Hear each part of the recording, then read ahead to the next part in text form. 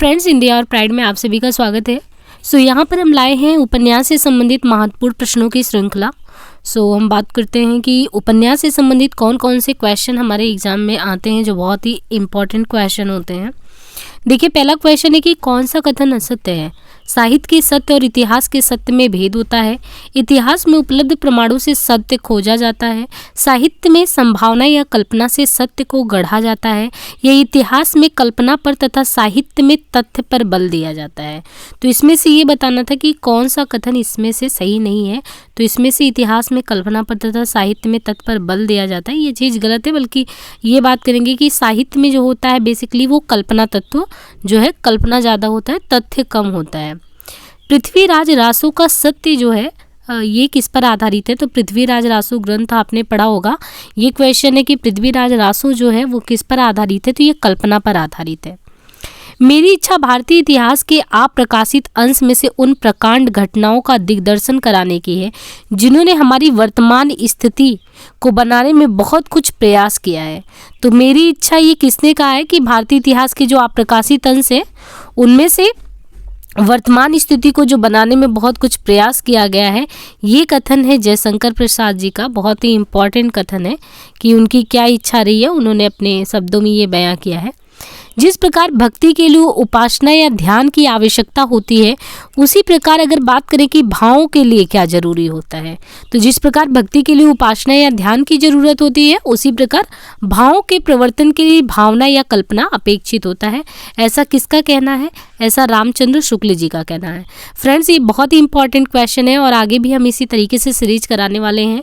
और ये important question आप लगाइए, 100% ये आपके एग्जाम में बहुत ही ज़्यादा अहम भूमिका निभाएंगे। ये क्वेश्चन देखिए कि व्योम कुंज की परी आई कल्पने, भूमि को निज स्वर्ग पर ललचा रही, उड़ ना सकते हम तुम्हारे स्वप्न तक, सकती है तो आप बसा अलका यही। ये पंक्तियां किसके द्वारा है? तो ये पंक्तियां दिनकर की है कि व्योम कुंज की परी जो है ये निज पर ललचा रही है। आचार्य राजशेखर ने कल्पना के कितने भेद माने हैं? तो कल्पना के जो भेद माने गए हैं वो कितने माने गए हैं? तो कल्पना के 2 भेद माने गए हैं। आचार्य राजशेखर ने 2 भेद माने हैं। इनमें से प्रेमचंद की कौन सी कहानी यथार्थवादी है? तो उनकी कई कहानी आपने पढ़ी होगी, पंच परमेश्वर, नमक का दरोगा, कफन। लेकिन इनमें से कौन सी कहानी ऐसी है जो सच्ची कहानी, यथार्थ मीन सच्ची घटना पर आधारित? तो आप कफन कहानी देखेंगे। कफन कहानी आपको प्रेमचंद जी की जो कहानी यथार्थवादी कहानी नजर आएगी। प्रेमचंद जी का कौन सा उपन्यास आदर्शोन्मुखी यथार्थवाद उपन्यास है? गोदान है, रंगभूमि है, इनमें से सभी है, निर्मला है। तो कौन सा है? इसमें देखिए, गोदान जो है वो भी सच्चाई की बात करता है, रंगभूमि हो गया, निर्मला हो गया, ये सभी आदर्शोन्मुखी यथार्थवाद से युक्त है। यानी आदर्श के तत्व भी आपको देखने को मिलेंगे प्लस यथार्थ के तत्व भी देखने को मिलेंगे। कल्पना का काम क्या होता है? कल्पना का कार्य होता है कि अवचेतन में स्थित अनुभूतियों को चेतन स्तर पर प्रस्तुत करना। तो कल्पना का काम क्या होता है? विषय वस्तु का विस्तार करना, बिंब सृजन करना। तो ये जितनी भी बातें गई हैं कल्पना का, ये सारा ही काम होता है अवचेतन में स्थित अनुभूति को सचेत करना, विषय वस्तु का विस्तार करना, बिंब का सृजन करना, और इनमें से सभी। हिंदी का पहला उपन्यास आचार्य रामचंद्र शुक्ल ने किसको माना है? तो हिंदी का पहला उपन्यास रामचंद्र शुक्ल द्वारा परीक्षा गुरु को माना गया है, जो कि ललित श्रीनिवास दास जी द्वारा रचित रचना है। परीक्षा गुरु के लेखक कौन है? तो यही क्वेश्चन है। अभी ये आया कि हिंदी का पहला उपन्यास शुक्ल जी ने किसको माना है? तो परीक्षा गुरु को। और फिर परीक्षा गुरु के लेखक कौन है? तो परीक्षा गुरु के लेखक है लाला श्रीनिवास दास। परीक्षा गुरु का प्रकाशन हुआ था, तो ये रचना देखिए कि परीक्षा गुरु के बारे में पढ़ा है, तो इसका प्रकाशन का समय पूछ लिया, तो इसका प्रकाशन हुआ था 1882 ईस्वी में। हिंदी उपन्यास के विकास का वर्गीकरण किस केंद्र में रखकर किया गया है? तो आप देखिए, उपन्यास जब भी हम पढ़ते हैं तो ये बात करते हैं कि प्रेमचंद, प्रेमचंदोत्तर या प्रेमचंद पूर्व। तो ये जो स्थिति है हिंदी उपन्यास के विकास का वर्गीकरण जिसे केंद्र में, तो प्रेमचंद को केंद्र में रख के इसको क्लासिफाई किया गया है। हिंदी उपन्यास के विकास को कितने भागों में बांटा गया है? तो हिंदी उपन्यास को जो है 3 भागों में बांटा गया है। यानी प्रेमचंद जी के समय में प्रेमचंद युगीन, प्रेमचंद पश्चात हो गया और प्रेमचंद जी से पूर्व हो गया। देवकी नंदन खत्री किस वर्ग के उपन्यासकार हैं? तो देवकीनंदन खत्री को अगर हम कहें तो ये किस वर्ग के उपन्यासकार हैं? प्रेमचंद युगीन है, प्रेमचंदोत्तर है, प्रेमचंद जी से पूर्व है। तो हमने कहा था कि यहाँ पे आप प्रेमचंद जी को रखेंगे और उनसे पूर्व की बात करेंगे, उनसे बाद की बात करेंगे। तो जो देवकीनंदन खत्री हैं इनको रखा गया है प्रेमचंद जी से पूर्व के समय में।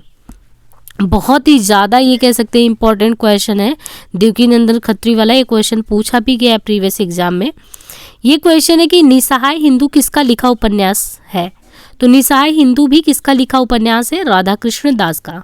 फ्रेंड्स, ऐसे ही ये पीडीएफ आपको हिंदी और प्राइड करके टेलीग्राम है, वहाँ से जुड़े और पीडीएफ और जो भी क्वेश्चन रिलेटेड बातें होती हैं तो वो वहाँ से हम कांटेक्ट कर सकते हैं। तो आप जो है हिंदी और प्राइड टेलीग्राम से ज़रूर जुड़े। निसहाय हिंदू किसका लिखा उपन्यास है? तो राधा कृष्ण दास का है। और निसहाय हिंदू में किस समस्या का चित्रण है? तो पहले तो ये पूछा किसने लिखा? राधा कृष्ण दास ने लिखा। उसमें क्या लिखा है? तो निसहाय हिंदू में गोवध की समस्या को उजागर किया गया। तो ये भी इंपॉर्टेंट क्वेश्चन हो गया कि निसहाय हिंदू में गोवध की समस्या पे बात की गई है। निसहाय हिंदू का प्रकाशन कब हुआ है? तो 1890 में। तो राधा कृष्ण दास ने लिखा था, गोवध की समस्या से रिलेटेड इसको उठाया गया है। और इसका प्रकाशन कब हुआ है? तो प्रकाशन इसका 1890 में हो गया। तीनों ही प्रश्न इंपॉर्टेंट हो गए। कौन सा उपन्यासकार अयारी और तिलस्मी उपन्यास लेखन में शीर्षस्थ है, यानी एक तरीके से अच्छा खासा स्थान प्राप्त किया है? तो कौन सा ऐसा व्यक्ति है? तो मतलब उपन्यासकार कौन है तिलस्मी अयारी के लिए? तो हम बाबू देवकीनंदन खत्री को इसके बारे में पढ़ते हैं कि उपन्यासकार अयारी और तिलस्मी उपन्यास लेखन में शीर्षस्थ हासिल किए हैं बाबू देवकीनंदन खत्री। चंद्रकांता उपन्यास के लेखक आपने चंद्रकांता सीरियल वगैरह में भी देखा होगा। तो ये बहुत ही इंपॉर्टेंट उपन्यास है। चंद्रकांता जो उपन्यास के लेखक है बाबू देवकीनंदन खत्री हैं। तो देखिए अयारी और तिलस्मी के लेखन का काम बाबू देवकीनंदन खत्री ने किया था। यहाँ चंद्रकांता उपन्यास के लेखक भी कौन हो गए? तो ये भी बाबू देवकीनंदन खत्री ही हैं। कौन सा उपन्यास बाबू देवकीनंदन खत्री का नहीं है? तो आपको चंद्रकांता, भूतनाथ, सिरकटी लाश, चंद्रकांता संतति। तो यहाँ पे बाबू देवकीनंदन खत्री का जो है चंद्रकांता भी है, भूतनाथ भी है, चंद्रकांता संतति भी है, पर बाबू देवकीनंदन खत्री का सिरकटी लाश जो है ये रचना नहीं है। हिंदी के किस उपन्यास को पढ़ने के लिए तमाम लोगों ने हिंदी सीख लिया था? बहुत ही इंपॉर्टेंट रचना था चंद्रकांता। ये बाबू देवकीनंदन खत्री जी ने लिखा था और इसको पढ़ने के लिए काफ़ी लोगों ने चंद्रकांता के ही लिए हिंदी सीखी थी। बालकृष्ण भट्ट का कौन सा उपन्यास इनमें से नहीं है? तो देखिए नूतन ब्रह्मचारी है, रहस्य कथा, 100 अजान सुजान, ये जितने भी हैं ये सभी बालकृष्ण भट्ट के हैं। नूतन ब्रह्मचारी, रहस्य कथा, 1 अजान 100 सुजान। इनमें से प्रेमचंद का महाकाव्यात्मक उपन्यास कौन सा है? तो इसमें से अगर देखें तो प्रेमचंद जी का महाकाव्यात्मक उपन्यास इसमें से कौन है? तो गोदान है। गोदान हमारे सिलेबस में भी है, यूजीसी नेट में भी है, यूपीएससी में भी है। हिंदी में जासूसी उपन्यास लिखने की परंपरा का श्री गणेश किसने किया था? तो जासूसी परंपरा में जो लेखन का काम किया था वो भी हिंदी में अगर देखें तो गोपाल राय गहमरी के द्वारा ये लेखन कार्य शुरू किया गया था। कौन सा उपन्यास जो है गोपाल राम गहमरी का नहीं है? जासूस की भूल, काजर की कोठरी, गुप्त भेद, सिरकटी लाश। अब इसमें से बताना है कि कौन सा उनका नहीं है। तो काजर की कोठरी जो है ये गोपाल राम गहमरी का नहीं है। जासूस की भूल, सिरकटी लाश, गुप्त भेद, ये जितने भी हैं वो गोपाल राय गहमरी का ही है। कौन सा उपन्यास किशोरीलाल गोस्वामी का नहीं है? यहाँ पे देखना है कि कौन सा ऐसा क्वेश्चन में कि कौन सा किशोरीलाल गोस्वामी का नहीं है। तो जासूसी की अयारी की बात करें तो ये इनकी नहीं है। प्रणनी परिणय, याकुती तख्ती, जिंदे की लाश, ये उपन्यास किशोरीलाल गोस्वामी का है। प्रणनी परिणय, जिंदे की लाश, याकुती तख्ती, जासूसी की अयारी। निम्न सूचियों को सुमेलित करना था और बहुत ही इंपॉर्टेंट है, सुमेलित करने वाले क्वेश्चन आते हैं इस तरीके से। आपको देखिए यहाँ पे एक एक करके जो है मिलाना होगा। जैसे आपको देखिए कि यहाँ पे हम बात करें एक एक क्वेश्चन को अगर मिलाना है तो ठेठ हिंदी का ठाठ देखें तो अयोध्या सिंह उपाध्याय का हो गया है ना। और परीक्षा गुरु लाला श्रीनिवास दास का मिला दीजिए।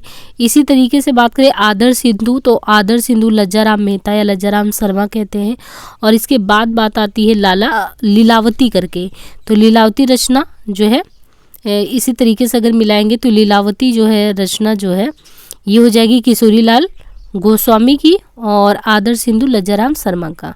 तो इस तरीके से जो ऑप्शन ए है विकल्प ये सही है। चंद्रकांता का मूल आधार क्या है? तो चंद्रकांता जो लिखा गया है इसका मूल आधार क्या है?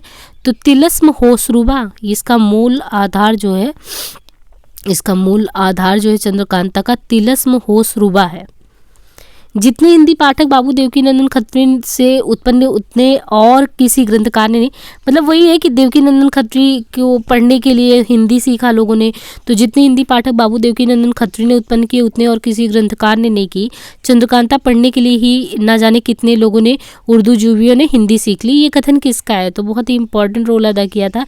ये शुक्ल जी का कहना था कि बाबू देवकीनंदन खत्री का ये जो चंद्रकांता था इसको पढ़ने के लिए कितने लोगों ने हिंदी सीख ली थी, तो बहुत बड़ा योगदान था।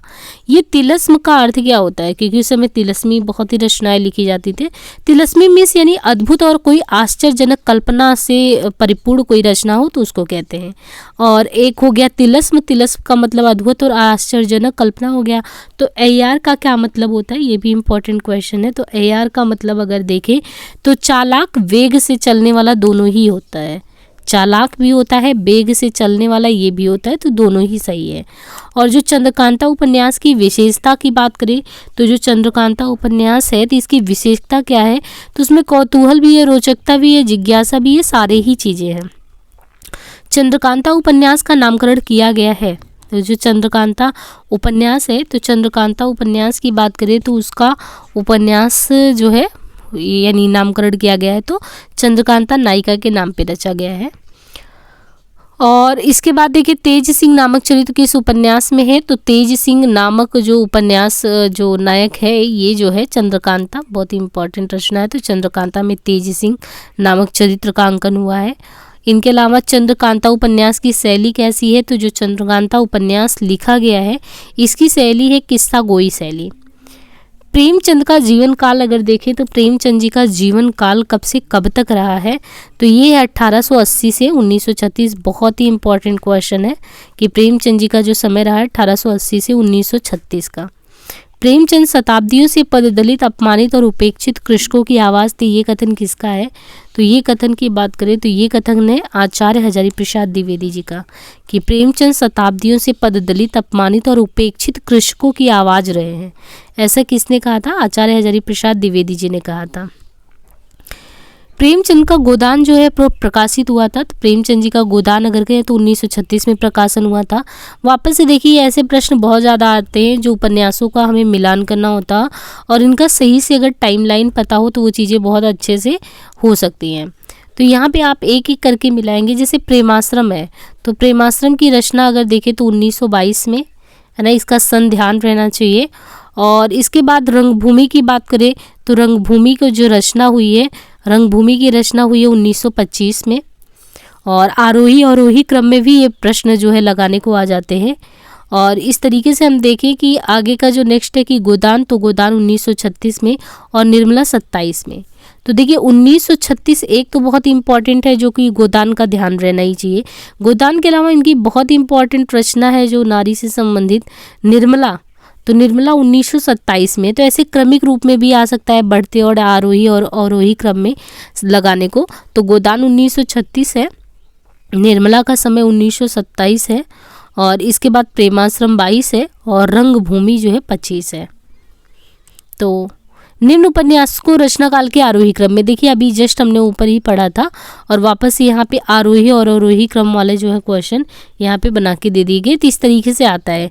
अभी जस्ट हमने देखा था कि जो 1936 में लिखा गया था क्या, गोदान, और निर्मला की बात करें तो 1927 में लिखा गया था। और हमको क्या करना था, आरोही यानी चढ़ते हुए ऐसे ही बताना है। आरोही मीन्स चढ़ना। और अभी देखा 25 और जो यहाँ पे 1925 में भी देखा, यहाँ पे प्रेमाश्रम और रंगभूमि को 25 और 22 में। यानी गोदान आप कह सकते हैं, गबन गोदान जो है वो बाद की रचनाओं में आता है, बिल्कुल स्टार्टिंग में नहीं है।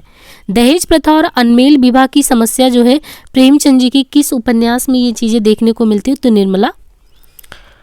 प्रेमचंद की किस उपन्यास में कृषक समस्या की बात की गई है, तो जो कृषक समस्या देखने को मिलती है ये दोनों में ही देखने को मिलती है, प्रेमाश्रम में भी गोदान में भी। तो इस तरीके से ए और बी दोनों ही सही हो जाएगा। शासक वर्ग के अत्याचारों का चित्रण प्रेमचंद जी ने किस उपन्यास में किया है, तो कौन सा उस उपन्यास है? रंगभूमि।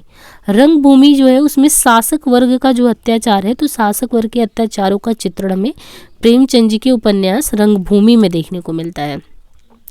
और प्रेमचंद के उपन्यासों की प्रमुख विशेषता क्या है? तो प्रेमचंद जी के उपन्यास की प्रमुख विशेषताओं की बात करें तो आदर्शोन्मुख यथार्थवाद। प्रेमचंद जी का अधूरा उपन्यास कौन सा है? तो इसमें से कौन सा उपन्यास है जो उनका अधूरा उपन्यास है? मंगलसूत्र। इनमें से जयशंकर प्रसाद का उपन्यास कौन सा है? कंकाल, लीलावती, तितली, तो ये सभी ही हैं। वापस से देखिए यहाँ पे आपको जो चरित्र पात्र होते हैं तो पात्रों के मिलान से संबंधित क्वेश्चन बनाया गया है। यहाँ पे हम बात करें कि जैसे मुंशी तोताराम, जालपा, झुनिया, है ना, तो एक एक करके जैसे जो आपको आता है, मान लीजिए गोदान में आपने झुनिया का नाम सुना होगा, तो आपने जो है वहाँ से तुरंत इस चीज़ को मिला दिया। इसके बाद हम बात करें कि जालपा, तो जालपा आपको निर्मला में देखने को मिलते हैं ये किरदार जालपा। और मुंशी तोताराम, और मुंशी तोताराम के बाद अगर बात करें तो जो है सूरदास रंगभूमि में। तो इस तरीके से देखिए आपको एक एक जो है क्वेश्चन, और यहाँ से आप चीज़ों को अच्छे से मिला सकते हैं। तो मुंशी तोताराम हो गए, और ये इस तरीके से। और फिर मैला आंचल किस प्रकार का उपन्यास है? तो मैला आंचल अगर देखेंगे तो एक ऐसा उपन्यास है जिसमें आपको आंचलिकता दिखाई गई है। और भिखारणी उपन्यास के लेखक कौन है? तो भिखारणी उपन्यास विशंबरनाथ शर्मा कौशिक का ये उपन्यास है। तो इस तरीके से हमने 50 जो मोस्ट इंपॉर्टेंट क्वेश्चन थे खासकर उपन्यास से संबंधित वो कर लिए। बाकी हम नेक्स्ट वीडियो जल्दी ही लाएंगे और सब उपन्यास की श्रृंखला चलेगी, आपको उपन्यास से रिलेटेड काफ़ी क्वेश्चन करा देंगे। तो प्लीज़ वीडियो को लाइक शेयर सब्सक्राइब करना बिल्कुल ना भूलें। हिंदी और प्राइड टेलीग्राम से ज़रूर जुड़े फ्रेंड्स। और नेक्स्ट वीडियो जल्दी ही आएगा, आगे के 50 क्वेश्चन उसमें हम करेंगे। तो आज के लिए इतना ही, धन्यवाद।